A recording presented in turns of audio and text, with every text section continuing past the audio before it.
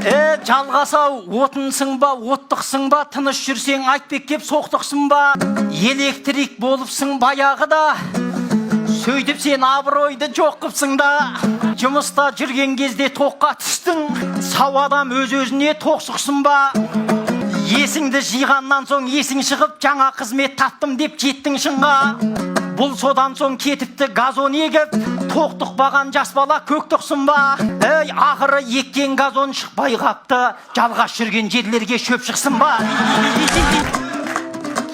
Ау өлеңді тапқаны мен өрең жылдам, сол өлең абыройыңды төмен қылған. Бір кездері электрик болыпсың деп, сырымда көмек берді-ау жедел жылдам.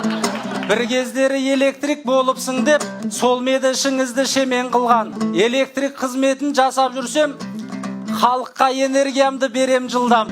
Қалада газон ексем не болыпты? Түтін басқан далаңа себермін дән. Электрик әрі малшы, әрі ақынмын. Жігітпін 8 қырлы өнер қуған. Тоқтыңда, тоқтыныңда тілін білем. Құдайым өзі мені шебер қылған. Сен болсаң жүрген жерге шөп шықпайды деп, жасағың келіп отыр менен құрбан. Ұлабай айтқан ақын сен боп тұрсың, шөпті де шөңгені де өлең қылған.